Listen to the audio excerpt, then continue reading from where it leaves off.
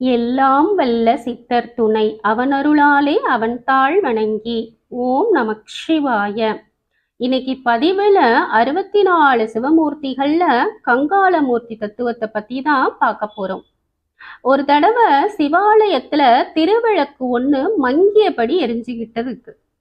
அதை பார்த்த சிவபெருமான் இந்த விளக்க தூண்டி மீண்டும் சுடர் விளக்கா யார் மாத்துறாங்களோ அது யாரா இருந்தாலும் அவங்க பூவுலகம், பின்னுலகம், பாதாள உலகம், இந்த 3 உலகத்தையும் ஆட்சி செய்வார்கள் அப்படின்னு பார்வதி தேவி கிட்ட சொல்றாரு. அந்த சமயம் பார்த்து எலி ஒண்ணு திருவிளக்குல இருக்கிற நெய்ய குடிக்க வருது. அதனால திரி அசைஞ்சு விளக்கு தூண்டப்படுது. மங்கிய நிலையில இருந்த அந்த விளக்கு சுடர் விட்டு எரியத் தொடங்குது. அதை கண்ட பார்வதி, நீங்கள் கூறிய அந்த ஆட்சி இந்த எலிக்கு கிடைக்குமா அப்படின்னு கேட்கிறாங்க. உடனே சிவபெருமான், கண்டிப்பா கிடைக்கும். இந்த எலிதான் மாவலி என்ற பெயர்ல மகாபலி சக்கரவர்த்தி அப்படின்ற பெயரோட அசுர குலத்துல தோன்றி உலகம் முழுவதும் அரசு புரியிறான். இந்த மாவலியின் இந்த வலிமை காரணமா அசுரர்களின் கை ஓங்கி நிக்குது. தேவர்களின் ஆற்றல் குன்றத் தொடங்குது. இதனால தேவர்கள் எல்லாம் திருமால் கிட்ட போய் முறையிடுறாங்க. அதே சமயம் திருமாலின் பக்தையான திதி என்பவள் தனக்கு மகனாக திருமாலே வரணும்னு பிரார்த்தனை பண்ணிக்கிட்டே இருக்கா. இதை நிறைவேற்ற வகையில காசிப்ப முனிவருக்கும் திதிக்கும் மகனா வாமனனாக திருமால் திரு அவதாரம் எடுக்கிறாரு. மாவலி அசுர அரசனா இருந்தப்போயும் சிறந்த கொடையாளியா இருக்கான். கேட்டவங்களுக்கு கேட்டதபடி வாரி வழங்கும் வள்ளலா இருக்கான்.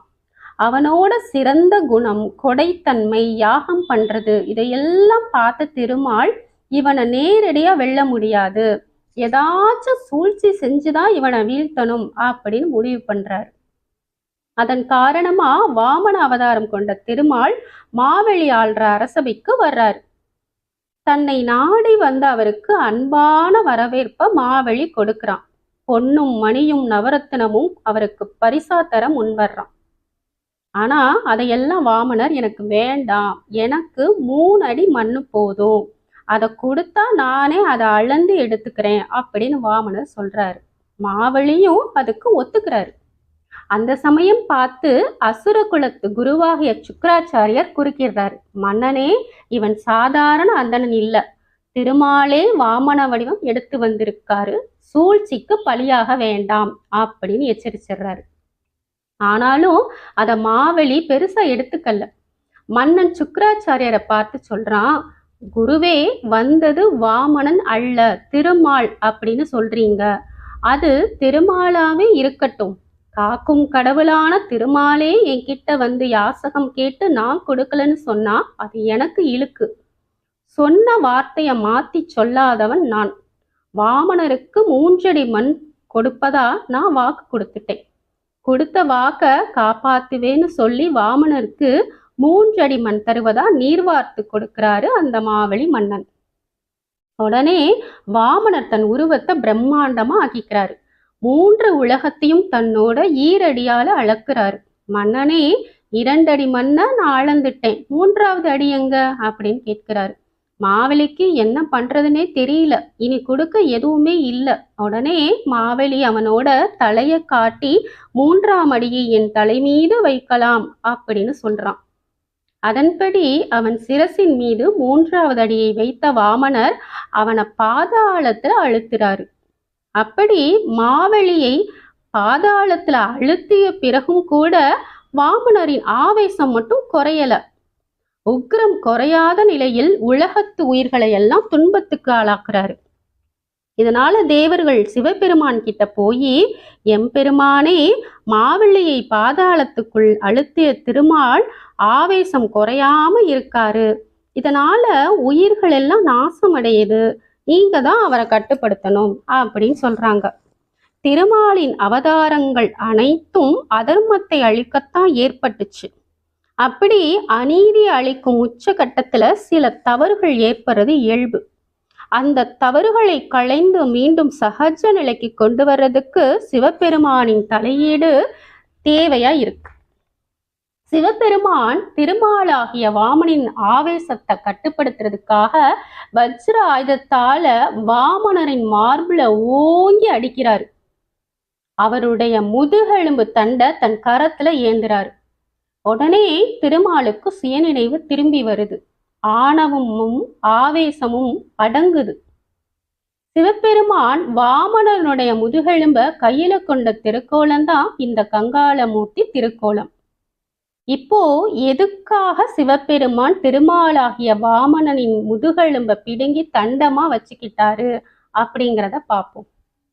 முன்பொரு காலத்துல தேவர்கள் அவங்க ஆற்றலை எல்லாம் இழந்து திருமால் கிட்ட தஞ்சம் அடைகிறாங்க.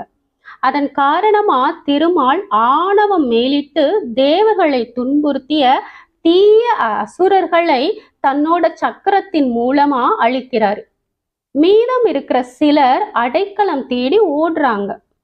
அப்போ பிருகு முனிவரின் துணைவியான கியோதி பயங்கரமான சிவபக்தை. அவங்க கிட்ட போய் எங்களுக்கு அடைக்கலம் தரணும் அப்படின்னு வேண்டி நிற்கிறாங்க அசுரர்கள். அந்த அம்மையாரும் அவங்களுக்கு அடைக்கலம் கொடுக்குறாங்க. இதை அறிந்த திருமால் அவங்கள தேடி அந்த இடத்துக்கு வர்றாரு. அந்த அம்மையார் திருமாலை வரவேற்று உபசரிக்கிறாங்க. ஆனா அதை எல்லாம் ஏத்துக்காம திருமால் அந்த அம்மையாரின் தலையை கொய்து அடைக்கலமா இருந்த அந்த அசுரர்களையும் கொன்றாரு. இத பார்த்த பிருகு முனிவர் கோபம் கொண்டு கேவலமான பிறவிகள் எடுத்து வருந்தி அழிக அப்படின்னு சாபம் கொடுத்துறாரு. அதனாலதான் அவர் சுறாமீனா, பன்றியா, ஆமையா இப்படி நிறைய அவதாரம் எடுப்பார். பிருகு முனிவரோட சாபத்தை நீக்கிறதுக்காக திருமால் சிவபெருமானை நோக்கி கடுமையா தவம் புரிவார். திருமாலுக்கு காட்சியளித்த சிவபெருமான் வேண்டிய வரங்களை கேள் அப்படின்னு சொல்றாரு. உடனே பிருகு முனிவரின் சாபத்தை எனக்கு மாற்றி அருளணும் அப்படின்னு கேட்கிறார். உடனே சிவபெருமான், என் அடியவர்கள் கூறிய மொழிகள் என்னைக்கும் தவறாது. இருந்தாலும் உன்னோட தவப்பயன் காரணமா 10 அவதாரங்கள்ல 5 அவதாரங்கள்ல என்னோட அருள் உனக்கு இருக்கும். மற்ற 5 அவதாரங்கள்ல தண்டனையும் அடைக அப்படின்னு சொல்லிடுறாரு. இதனால இந்த துன்பம் திருமாலுக்கு நேருது. உயிர்களா பிறப்பெடுக்கிறது யாரா இருந்தாலும் கர்ம வினைகளை தீர்ப்பதற்காகத்தான் வந்திருக்காங்க அப்படிங்கிறது இறைவனால விதிக்கப்பட்ட விதி. அதுல இருந்து யாரும் தப்ப முடியாது அப்படிங்கிறத எடுத்துக்காட்டுற விதமாத்தான் இந்த திருமால் தண்டனை அமைஞ்சிருக்கு. முனிவரின் துணைவியான கியோதி அசுரர்களுக்கு அடைக்கலம் கொடுத்தாங்கன்னு தான் திருமால் அவளை கொல்றாரு. ஒரு பெண்ணை கொன்னதன் வினை பயனை திருமாலும் அனுபவிக்க நேர்ந்தது என்றால் நாம எவ்வளவு எச்சரிக்கையா இருக்கணும். அதே மாதிரி பிருகு முனிவரின் சாபத்தை மாத்தணும்னு கேட்டப்போ சிவபெருமான் என்ன சொல்றாரு? எனது அடியவர்கள் மொழிகள் என்றுமே தவறாது, அதை அனுபவித்தே ஆக வேண்டும் அப்படின்னு சொல்லுவார். இதுல இருந்து சிவனடியார்கள் எல்லாம் சிவபெருமானின் அம்சம் அப்படிங்கிறத நம்ம தெளிவா புரிஞ்சுக்கணும். இந்த பிருகு முனிவரின் மனைவி கியோதி தீவிரமான சிவபக்தை. அவர்களுக்கு தீங்கு விளைவித்த காரணத்தால் தான் திருமாலுக்கு வாமன அவதாரத்தில் இத்தனை துன்பம். வாமனின் தோளினை உரித்து முதுகெலும்பை சிவபெருமான் தன் கரத்திலே தாங்கின கோலம்தான் இந்த கங்காளமூர்த்தியின் திருக்கோலம். இந்த கங்காளமூர்த்தியின் திருக்கோலத்தை சீர்காழியில் தரிசிக்கலாம். இங்கு எழுந்தருளியிருக்கும் இறைவனுக்கு தோணியப்பர், சட்டைநாதர், பிரம்மபுரீஸ்வரர் என்று பல பெயர்கள். மகாபலியை கொண்டதுனால திருமாலுக்கு பிரம்மஹத்தி தோஷம் பிடிக்குது. திருமாலின் ஆணவத்தை அடக்கிறதுக்காகத்தான் சிவன் திருமாலோட தோலை உரிச்சு அதை சட்டையா அணிஞ்சுக்குவாரு. அதனாலதான் இங்குள்ள சிவனுக்கு சட்டைநாதர் என்ற பெயர் வந்துச்சு. இப்படி சிவன் திருமாலை அழிச்சிட்டதுனால மகாலட்சுமி தலையில பூ வைக்காம ஆழ்ந்த கவலையில இருப்பாங்க. அதனால இப்ப கூட இந்த கோவில்ல பெண்களுக்கு பூ வைக்க அனுமதி கிடையாதாம். இங்குள்ள சிவனை வணங்கினால் துயரங்கள் நீங்கி சுபிக்ஷம் பெருகுமாம்.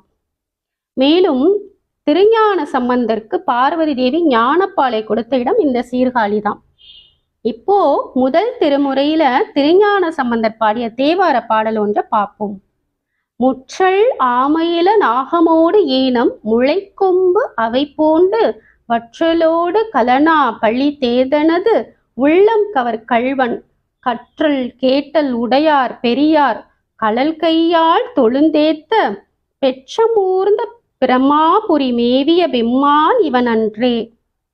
அதாவது ஆமையோடு நாகம் முதலானவைகளை ஆபரணமாக கொண்டு திருவோடு ஏந்தி பிச்சை கொள்ளும் சிவபெருமான் என் உள்ளத்தை கவர்ந்த கள்வன்.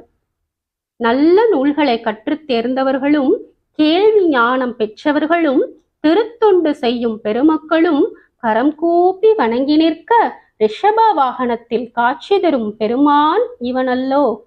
இதுதான் இந்த பாடலோட அழகான பொருள். எனவே நாமும் சீர்காழியில் வீற்றிருக்கும் எம்பெருமானை மரமுருக வேண்டி எல்லாம் வல்ல இறைவனின் திருவருளை பெறுவோமாக. ஓம் நம சிவாய.